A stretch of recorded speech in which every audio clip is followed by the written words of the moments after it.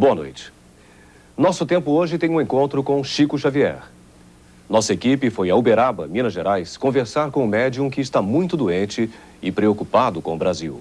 Um país que é hoje a maior nação espírita do mundo.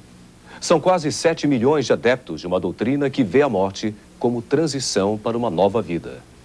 Muitas vidas. Esclarecendo a todos os irmãos que nesse espírito... Nesta pequena sala da Federação Espírita de São Paulo, um grupo de médiums incorpora os espíritos dos mortos. Eles querem se manifestar através dos vivos, contar seus dramas, mandar mensagens. Perto dali, no Teatro Ruth Escobar, em São Paulo, um grupo de atores se prepara para viver também outras vidas. São os atores de Laços Eternos, uma peça espírita que em pouco mais de um mês levou 10 mil pessoas ao teatro. O diretor da peça, Renato Borghi, um dos fundadores do legendário Grupo Oficina, diz que não foi simples enfrentar pela primeira vez um tema espírita.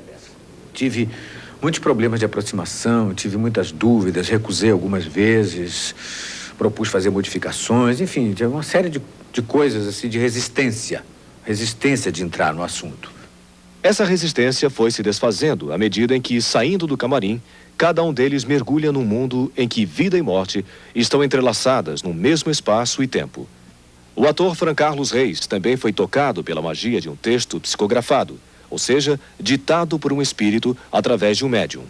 Ele não é espírita, mas se apaixonou pela doutrina. Quando você vê um menino nascer filho da Carolina de Mônaco e outro nascer na favela do Pinto, você fala assim, alguma coisa tem que ter. Não é possível isso acontecer ao acaso. Então comecei a me interessar pelo espiritualismo. Nascer, morrer, voltar a nascer. Assim é a lei do espírita. O ator Rodolfo Botino diz que está decifrando esse enigma através da peça Laços Eternos. É uma história de amor ao longo de 250 anos, mais ou menos. Eu faço antes um barão do século XVIII, que volta reencarnado como Roque, que é um rapaz pobre, tal, que vem então resgatar tudo de mal que ele tinha feito, né, nas vidas anteriores. Mas terminam felizes juntos no plano superior. Eu sei que é muito forte a dor da separação daqueles a quem amamos, mas você não deve se revoltar. A vida continua e a separação é temporária. Temporária, doutor? Quem morreu nunca mais volta. Oh, minha filha, minha filha. O espírito não morre, não. Ele é eterno.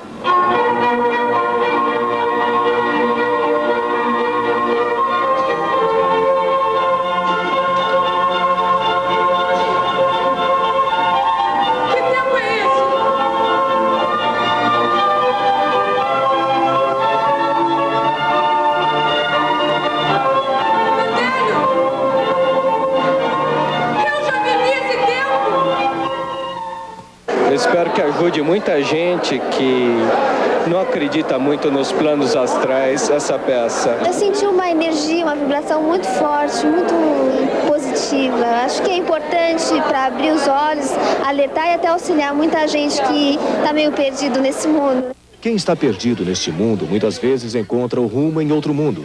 Ou, mais precisamente, Uberaba, Minas Gerais, onde o médium mais famoso do Brasil instituiu a prática de alimentar o espírito e também o corpo, como mostra a repórter Rejane Schumann.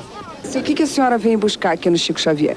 Eu vim buscar a notícia do meu filho, que desencarnou, e ao mesmo tempo procurar explicação, né? Porque o desencarne dele foi uma coisa assim que, na época, a ciência não pôde explicar. Então nós queríamos saber o porquê dele ter morrido tão rápido, né? Então nós encontramos a resposta aqui através da mensagem que o Chico nos deu. A gente vem buscar a paz, o alimento, as bênçãos, né? A cobertura dos bons mentores. O que o Chico Xavier representa para a senhora? Ai, representa a paz, união, né? E muita coisa boa. Sinto muita farta dele. Que ele que me deu a vida, eu era doente, eu sarei aqui. Desde que eu perdi a minha filha, né? Então eu venho frequentando aqui o Chico Xavier e tenho recebido muito carinho, muito apoio. Trago mães para receber um lenitivo. A gente fica desesperada quando não perde um filho, então a gente tem que se consolar com outra mãe E só uma pessoa como o Chico Xavier mesmo, para nos dizer como é que tá os nossos filhos, né? Como se encontram. A gente sai daqui assim, parece que se encontrou com eles. Eu fiz mais de umas 150 caravanas para cá, eu não posso calcular agora de imediato contas, né? Mas eu tenho assim confortado muitas mães. Uma palavra de consolo, um pedaço de pão, dinheiro. As filas se formam nos finais de semana, nos mais de 60 centros espíritas da cidade. Um polo de desenvolvimento do Triângulo Mineiro, onde a renda per capita é de 1,5 milhão de cruzeiros. Onde há mais roubos do que crimes. Foram 6 homicídios este ano. As 14 paróquias e 5 capelas convivem sem traumas com esse vai e vem de todo o Brasil e até do exterior, em busca da palavra de Chico Xavier. Atrás de um simples aperto de mão, apenas para vê-lo, nem que seja de longe. Evidentemente que o Chico tem contribuído muito para a valorização espiritual da cidade de Uberaba, e principalmente pelo que ele prega quanto à caridade, quanto aos princípios que defende dentro da sua espiritualidade. Senhor Bispo, como o senhor analisa essa mitificação em torno de Chico Xavier aqui em Uberaba e em todo o Brasil? Eu acho que é, infelizmente, por força dos meios de comunicação social. Eu acho que, sobretudo, a televisão tem feito essa propaganda, essa mistificação e mitificação do senhor Francisco Cândido Xavier. O senhor Francisco Cândido Xavier, 82 anos completos este mês, começou a virar Chico Xavier quando a TV brasileira apenas engatinhava. E não fez da TV o seu palco. Saiu de Pedro Leopoldo, lugarejo perto de Belo Horizonte, onde nasceu, porque foi perseguido. Era um garoto órfão aos 5 anos. Aos 17 anos, recebeu uma mensagem de Emmanuel, um espírito que já foi senador romano, e voltou à terra como padre Manuel da Nóbrega, o fundador do estado de São Paulo. Em Uberaba, Emmanuel vai ditando mensagens de esperança, consolo, advertência, numa sala lotada no Centro Espírita da Fé. São imagens de 1983, quando o dia de Chico Xavier começava às 6 da manhã e não tinha hora para acabar. Eram dezenas de pessoas em busca de notícias dos parentes mortos. As mensagens fluem rapidamente, em várias línguas. Chico Xavier, que não passou do 4º primário, incorpora mais de 50 espíritos, psicografa 350 livros, vende quase 20 milhões de exemplares, em francês, árabe, japonês. Transforma-se no maior fenômeno editorial do país. Uma fortuna de matar de inveja Jorge Amado e Paulo Coelho. 150 milhões de cruzeiros por ano. Mas a fortuna de Chico se espalha pelo Brasil e principalmente em Uberaba. Corre nas favelas da cidade, nos barracos de zinco e folhas de papelão. Na Vila Esperança, Chico é a esperança da sopa de todo dia para 500 famílias. Aquilo que ele ganha, ele pega seu salário mínimo de sua aposentadoria de trabalho, de 35 anos de trabalho, e doa a todos aqueles que necessitam de um pão, de uma ajuda. Ele distribui aquele humilde salário dele de trabalho, de uma vida de trabalho de 35 anos. Cada livro que ele recebe, ele doa a uma instituição, que são diversas, inclusive a nossa, né? Numa escritura pública de doação absolutamente sem rendimento. Um homem que poderia viver de direitos autorais para sempre. Vive numa casa velha e triste de 4 cômodos, onde gosta de ouvir Roberto Carlos numa velha eletrola. Depende dos amigos para caminhar. E há 4 meses já não aparece no Centro Espírita, que fundou há 17 anos, para ser o mensageiro de uma doutrina que prega o amor ao próximo como a si mesmo, como ele explicou à Rede Manchete em 1983. Se nós pudéssemos colocar uma legenda à frente de cada agrupamento humano, de cada conjunto residencial, de cada cidade, de cada aldeia, de cada metrópole, de cada grande capital do progresso humano, se nós pudéssemos, tivéssemos bastante autoridade para isso, escolheríamos aquela frase de nosso Senhor Jesus Cristo, quando ele nos disse: amai-vos uns aos outros como eu vos amei. Eu não tenho preconceitos contra nada, contra negro, contra travesti, contra pobre, contra rico, sabe? Ele é super um pai, ele é o segundo Deus, entendeu bem? Quer dizer que chegando lá todo mundo é recebido. Chegando lá todo mundo é bem recebido do mesmo jeitinho. Eu pouco conversei com ele, porque eu fico um pouco angustiada de ver aquele monte de gente cercando e pedindo, em vez de dar, né? Ele que só dá as coisas boas para os outros e as pessoas cercam até 3, 4 horas da madrugada e pede. Num país onde todos pedem, a gratidão pouco aparece. Não foi o que aconteceu com o presidente Fernando Collor de Mello, que foi a Uberaba retribuir a atenção de Chico Xavier, eleitor dele, e que previu a vitória na eleição de 1989. Na sala apertada, junto com a mulher Rosane, o presidente parecia ansioso para reencontrar esse mito dos descamisados e dos que esperam receber do além a certeza de uma vida melhor. Foi um encontro marcante para o presidente, que ainda não tinha as marcas do desgaste do poder, nem imaginava que para tirar o país da crise precisava de um emendão. O emendão foi posto de lado pelo presidente para esta reflexão que é quase um apelo. Presidente, nós sabemos que toda vez que o senhor vai a Uberaba, o senhor não deixa de visitar o médium Chico Xavier. Nós gostaríamos de saber qual é o seu relacionamento com ele e qual é a sua opinião sobre o médium. O Chico não é somente um bom brasileiro, ele é um espírito iluminado. Ele é um homem que joga luzes no momento em que nós estamos em dúvida sobre o caminho a seguir. Ele é um homem que nos dá inspiração a prosseguirmos na luta, a buscarmos os nossos objetivos que são calcados numa reta intenção.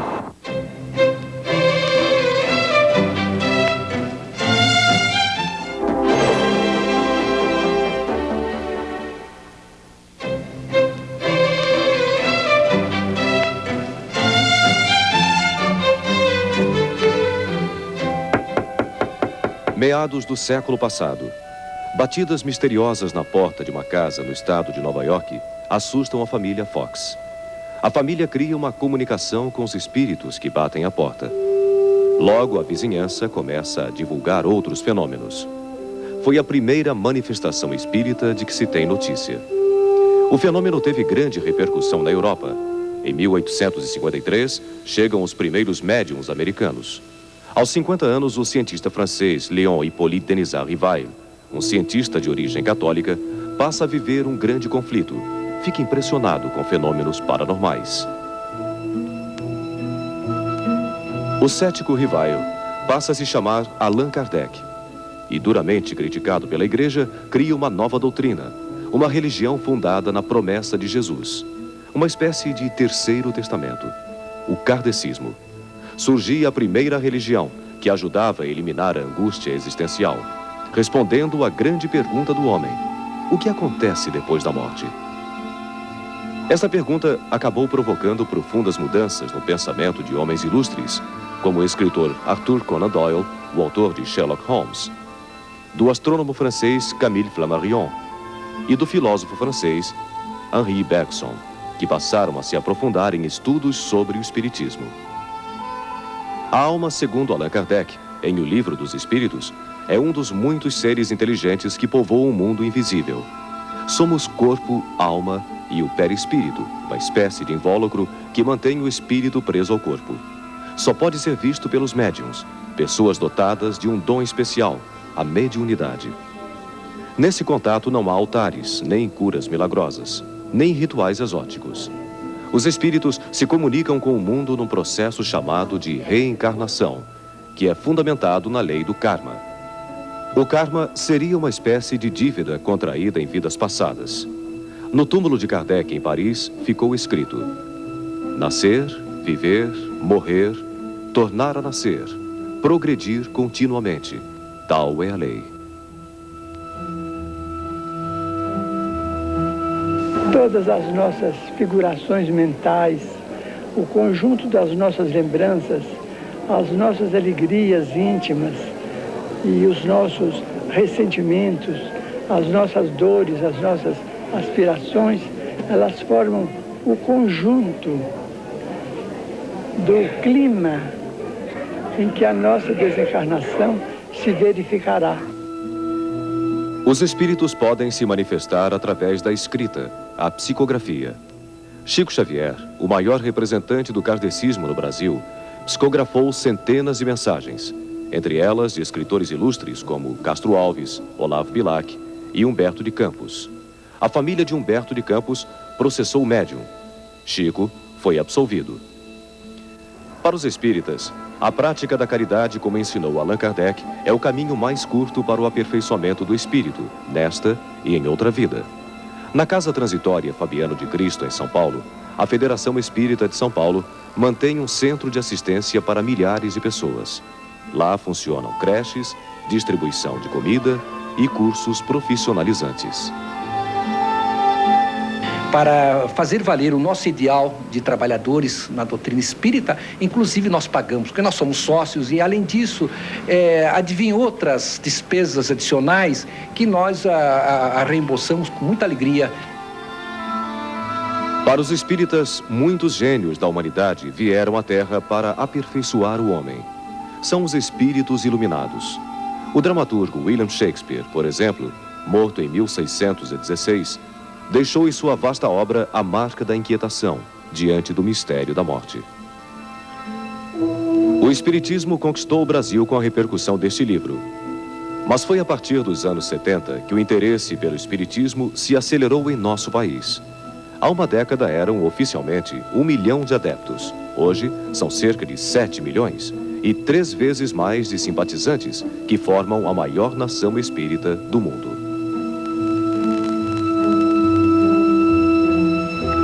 Sou católica, mas gosto muito de espiritismo. Sou católica, mas respeito. O número de centros espíritas ultrapassa os 5 mil. Uma multidão que compra anualmente quase 3 milhões de livros. O nosso grande público está na classe média. Na classe média em todos os seus setores. Eu vejo essa procura crescente sem nenhuma surpresa. Sem nenhuma surpresa, porque eu acho que a humanidade está voltando a um momento onde ela se aproxima novamente dos valores espirituais. Nós passamos, no começo do século, por um momento de materialismo, positivismo, um afastamento muito grande da espiritualidade. Havia uma crença de que a ciência resolveria tudo. E acho que agora está na hora de se resgatarem os valores da espiritualidade. O valor da espiritualidade ultrapassou as fronteiras da religião, chegando às universidades. Numa delas, a Unicamp, em São Paulo. O neurologista Nubor Fakuri realizou pela primeira vez um congresso abordando cientificamente o espiritismo. Foi há 5 anos e provocou muita polêmica. Eu tenho a impressão que ali, ao se reunir físicos, matemáticos e engenheiros interessados em discutir o processo de interação entre matéria e energia, foi possível nós introduzirmos dentro desse ambiente de discussão a chamada interação cérebro-mente. Diretor do Instituto do Cérebro, que funciona no Hospital Irmãos Penteado, o Dr. Fakuri tem uma alternativa para os males que afligem o povo brasileiro. As cirurgias espirituais só estão sendo feitas exatamente porque está faltando médico aqui, do ponto de vista do campo físico, para fazê-las. Para uma nação que se diz católica, a contradição não para aí, nem cessam as divergências. Em matéria de doutrina, nós estamos diametralmente opostos, porque a doutrina católica, evangelicamente católica, é uma doutrina que não se coaduna com a doutrina espírita. Seria a mesma coisa que roda quadrada. O Chico é o real, é o verdadeiro cristão, é aquele que não tem barreiras. O Chico, quando ele atendia publicamente, você via pessoas muito mais de outras religiões do que espíritas.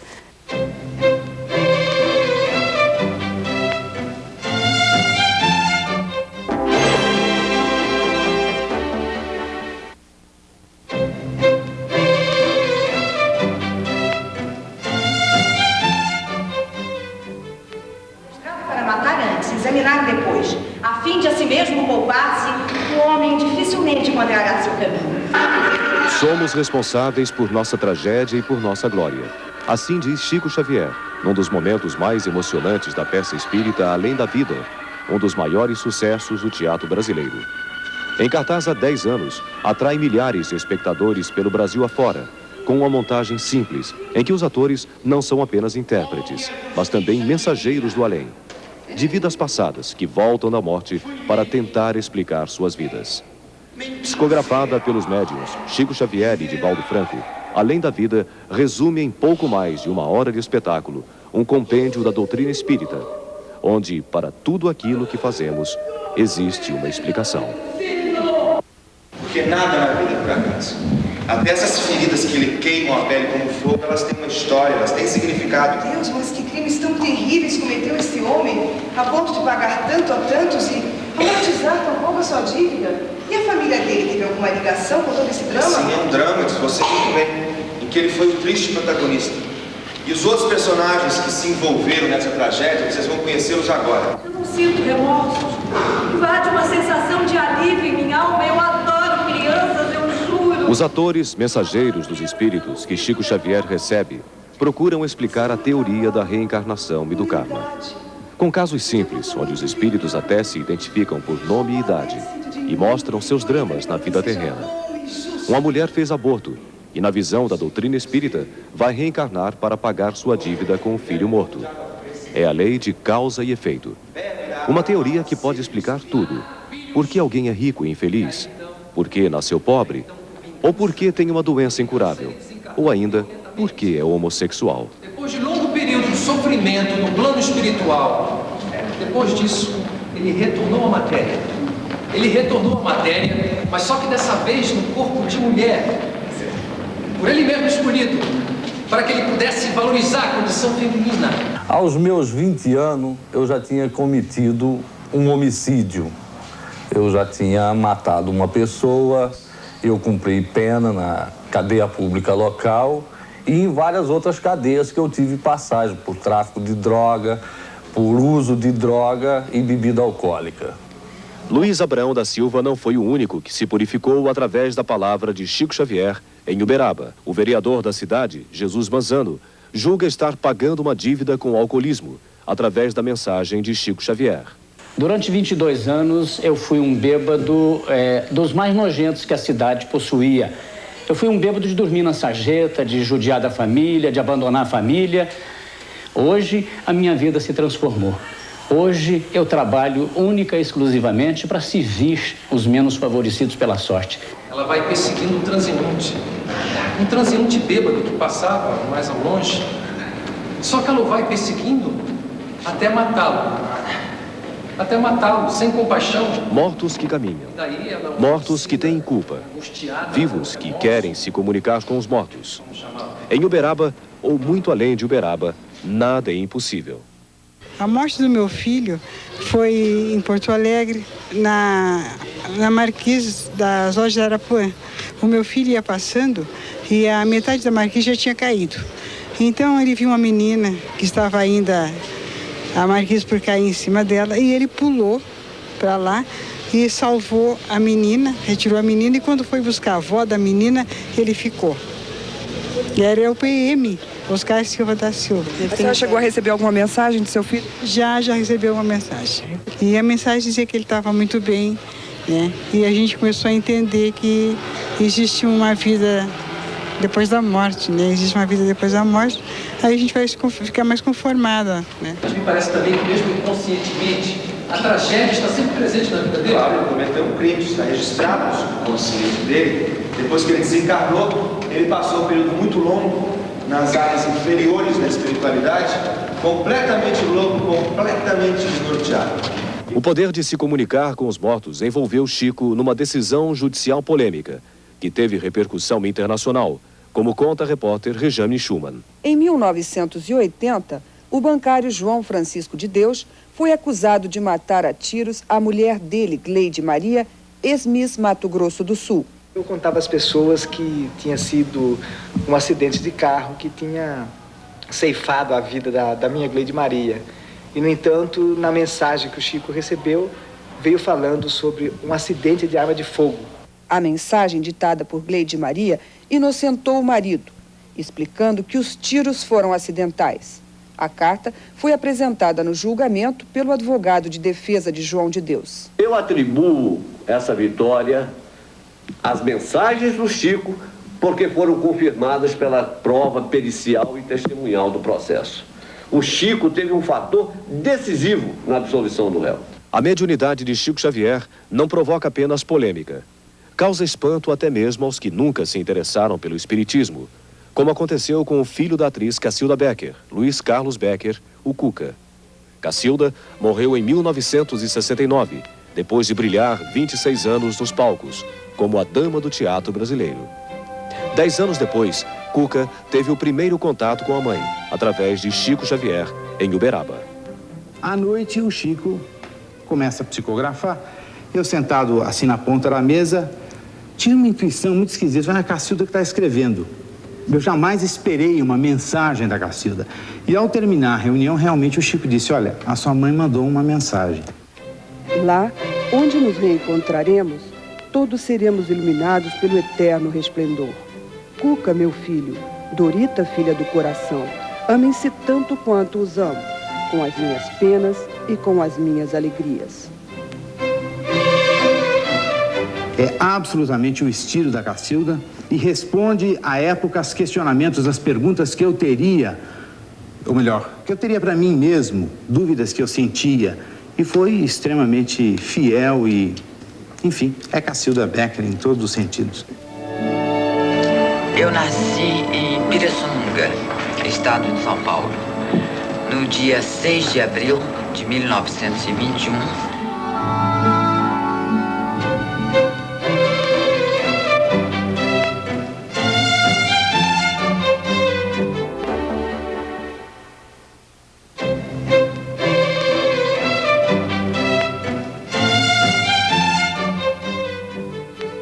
Os espíritos me poupam essa preocupação com o dia da morte, porque se Jesus permitir, eu desejo trabalhar até no dia da partida, não é?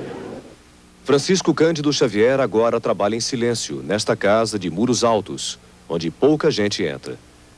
É uma forma de poupar um homem que virou lenda, não só em Uberaba, mas no exterior. Chegou a ser indicado para o Prêmio Nobel da Paz. Aos poucos, a Uberaba da juventude de Chico vai se tornando um pequeno universo em desencanto, com a cara do Brasil. Travestis e prostitutas cruzam nas ruas com os que vão para a fila da sopa, do pão e do dinheiro. Chico Xavier faz o que pode, mas não está mais distribuindo o pão, nem dando conselhos. Tem feito muita falta para nós aqui. Tenho saudade de beijar a mãozinha dele e ele beijar minha mãozinha, né? Sinto a falta do Chico Xavier aqui. Estou sentindo muito. Eu estou assim, rezando que ele volte. Estou rezando que ele volte. Assim, nós estamos assim naquela... Só em saber que já está melhor, né? Que ele não pode vir ainda mais. A gente já se sente feliz. Mas o filho dele está fazendo aí todos os sábados, né? O filho adotivo de Chico Xavier, Eurípides, tenta substituir o pai. Chico, pai de todos. A maioria vinha mais por aquilo que a pessoa de Chico representa, não só para nós, que podemos nos dizer que estamos numa condição mais, assim, menos necessitada do que a deles. Eles vinham mais também em busca de um amparo, que o Chico exerce a função de pai, não de um nem de outro, de qualquer tipo de classe. O Chico está um pouquinho defasado, porque o Chico prega uma harmonia total num mundo que é quase revolta total. De forma que o Chico está um pouquinho defasado, dentro dos aspectos estritamente políticos. Chico Xavier, protegido da violência que ronda as ruas de Uberaba, tem sido uma fonte de renda na cidade, onde o turismo cresceu nas últimas 3 décadas e agora enfrenta uma crise. Muita gente vem do interior com a mochila nas costas para buscar em Uberaba esse lenitivo que, segundo consta, o Chico daria. Não é bem isto, porque o Chico não tem nenhuma fortuna para distribuir. O Chico dá conselhos, o Chico dá o lenitivo para as pessoas aflitas. Mas, na verdade, aqui não é uma meca de atendimento aos infortunados. Infelizmente, é uma das notas de Uberaba é irradiar espiritismo, que é uma doutrina alienante e uma prática ainda mais alienante. E nós precisamos de brasileiros que se fixem na realidade da terra para redimir o homem e não para ficar com doutrinas alienantes que levam o homem a suposições falsas. Se o brasileiro precisa de realidade, basta visitar o Lar Espírita André Luiz, criado por sugestão de Chico Xavier para ajudar pessoas carentes. O Lar André Luiz vive da renda dos livros do médium e de doações de todo o país. É mais um elo numa corrente de fraternidade que une espíritas e não espíritas. Todos, de alguma forma, herdeiros da obra de Chico Xavier. Eu dediquei um pedaço do meu tempo ao ser humano, porque Jesus diz: amai o próximo como a ti mesmo. E é isto que a doutrina espírita nos ensina. E Chico Xavier me mostrou o caminho da caridade, o amor ao próximo. Elmiro, conhecido como Netinho, é um dos poucos que tem acesso direto ao médium. É barbeiro de Chico Xavier. E também quem penteia a peruca, marca registrada de Chico, um homem vaidoso. Todo dia eu vou à casa de Chico Xavier fazer a sua barba, porque ele não pode me deixar, ele tem que cuidar do seu corpo, da aparência. Neuza Arantes também participa da rotina do médium, hoje restrita às mensagens escritas. O Chico faz uma distribuição de mensagens diária. Ele tem uma rotina de trabalho em que ele distribui as mensagens através de caixas, onde ele coloca de 30 a 40 mensagens e endereça às pessoas no Brasil todo. Neuza rebate as críticas de que o filho adotivo de Chico Xavier criou uma barreira entre o médium e os que precisam dele. Chico é uma pessoa que não permite que se entre na individualidade dele. Ele é uma pessoa que os outros não têm autoridade sobre ele, entendeu? Ele é autoridade na casa dele, mas ele tem aquelas pessoas que ele ama profundamente e que o ama também. Eu acho que a juventude de Uberaba não reconhece o trabalho do Chico Xavier, porque geralmente todas as entrevistas do Chico Xavier, você nunca vê jovens perto, mas é pessoal de segunda idade mesmo. Nunca fiz consulta com ele, mas tenho vontade de um dia ainda poder falar com ele. Todo mundo está procurando alguma coisa no sentido espiritual, porque materialmente, salve-se quem puder, né? No início do século, havia cerca de 500 mil kardecistas na França, que é considerada o berço do kardecismo. Hoje, esse número não chega a 1000. Enquanto isso, no Brasil, existe há 30 anos uma escola que forma médiuns espíritas. É a Federação Espírita do Estado de São Paulo. Por aqui já passaram 80 mil alunos. 48 mil se formaram médiuns. Hoje, são 7 mil alunos estudando espiritismo. 70% desses alunos têm curso superior e são de classe média. E o que buscam essas pessoas nas aulas de mediunidade? Vencer o medo da morte? Das doenças? Enfrentar com resignação os problemas do cotidiano? Se eles quiserem fazer os nossos cursos, conhecer melhor a doutrina espírita, eles são encaminhados aqui para a área de ensino, então eles iniciam um curso de espiritismo que tem o nome de preparatório. E como é essa área de assistência espiritual? O que é feito lá? Na assistência espiritual, primeiro eles passam por um exame espiritual, são encaminhados para diversas assistências conforme a necessidade de cada um. Às vezes são problemas simples ou alguma doença psicossomática ou mesmo de envolvimento espiritual. Então nós oferecemos diversos tratamentos à base de passes e de fluidoterapia. Os alunos de espiritismo podem desenvolver na federação dons mediúnicos, se comunicando com os mortos através da psicografia e da psicofonia, que é a transmissão de mensagens faladas. Conhecimento de que o espírito não morre. Zíbia Gasparetto é uma médium que, igual a Chico Xavier, se tornou um best-seller.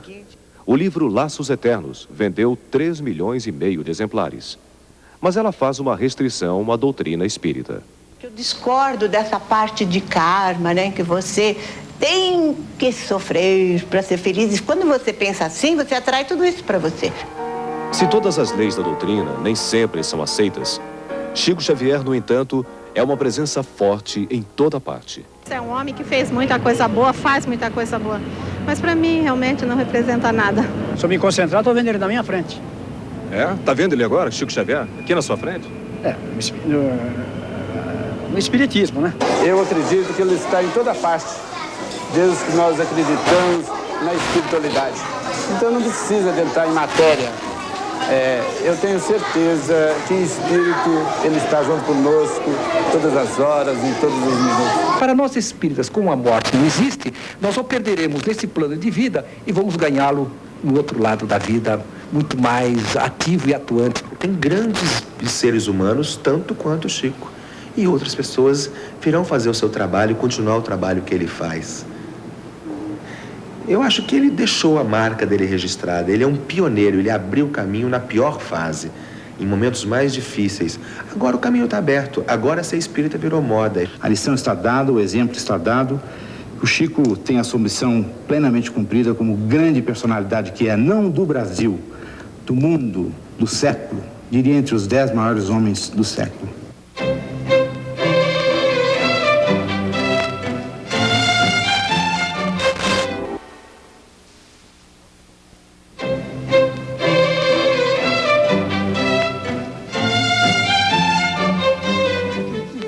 Aos 82 anos, Chico Xavier, como dizem os espíritas, se prepara para desencarnar.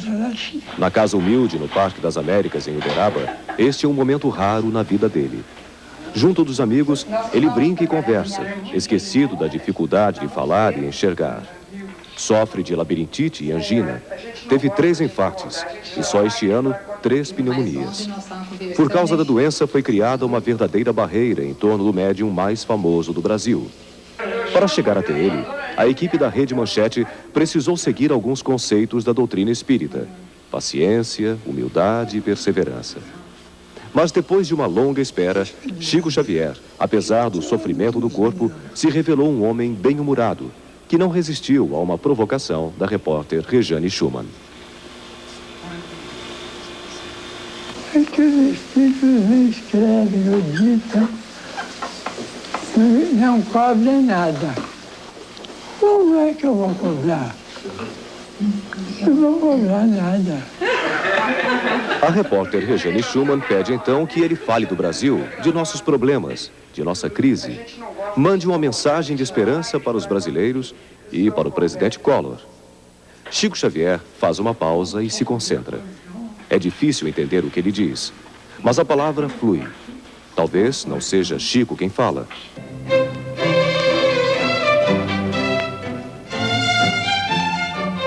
Governar, a meu ver, é quase que um martírio mental.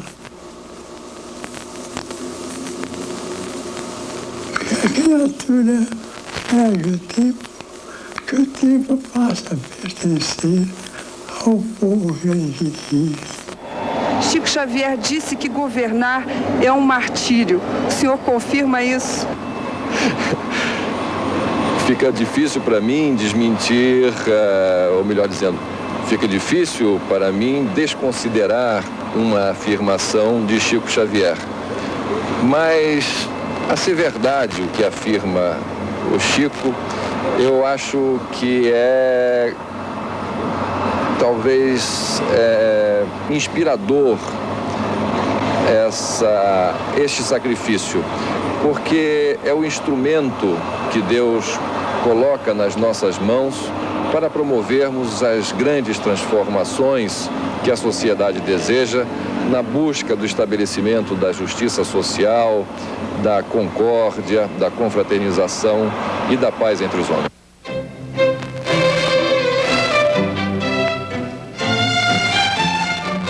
Chega a desconsideração dos mais dignos. Chega ao esquecimento daqueles que trabalharam ou que estão trabalhando por uma terra melhor.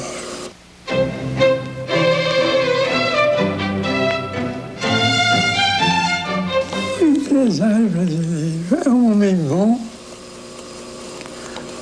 Eu fui operário de fábrica.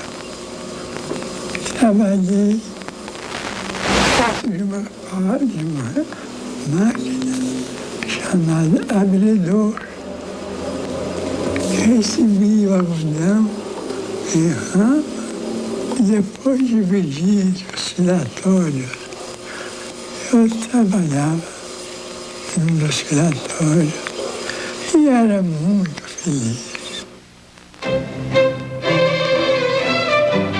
Quando a gente escuta o grito de guerra soando em qualquer parte do mundo,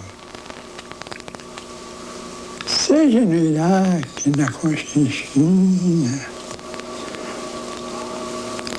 na Rússia, na Inglaterra, na França, nós sentimos muita dor, porque nos dói pensar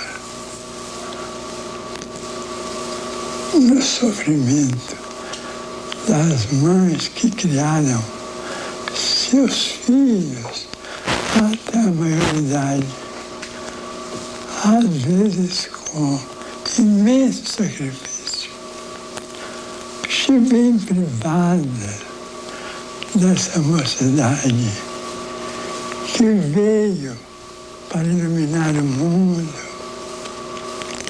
e criar novos caminhos para nós.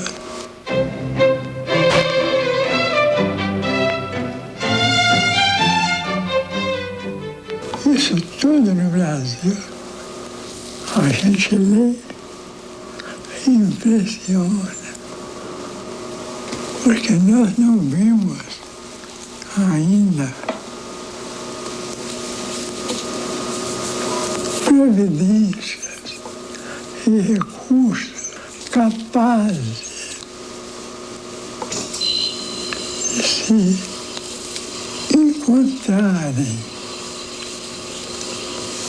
para trazerem ao nosso povo esses benefícios que são justos, que não são produtos de greve.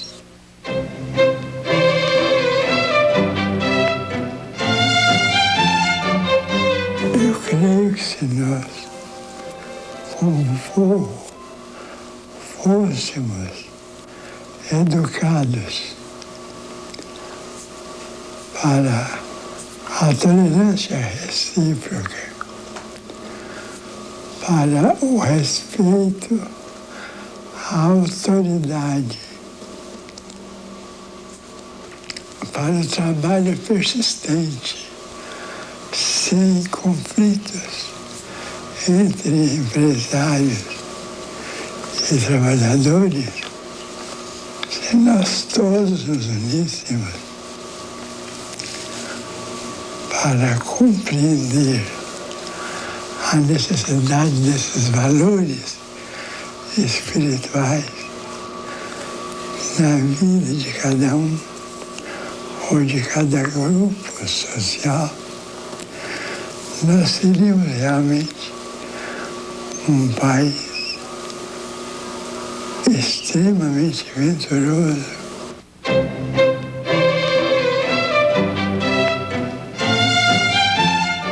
Se tivéssemos essas criaturas privilegiadas pela inteligência para compreender o problema do nosso povo, nós teríamos encontrado, ou estaríamos encontrando, uma vida de muita progresso, cultura, alegria e, sobretudo, paz.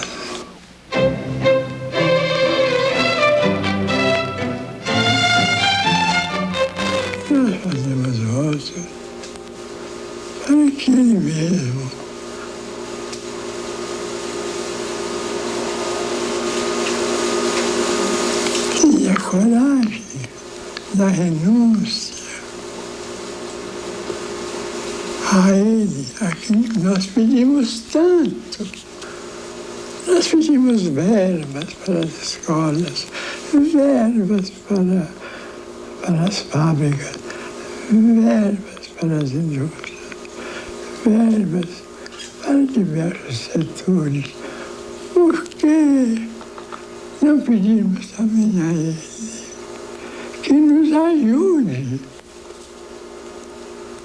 com o espelho que nós precisamos mirar o nosso presente para melhorar o nosso futuro?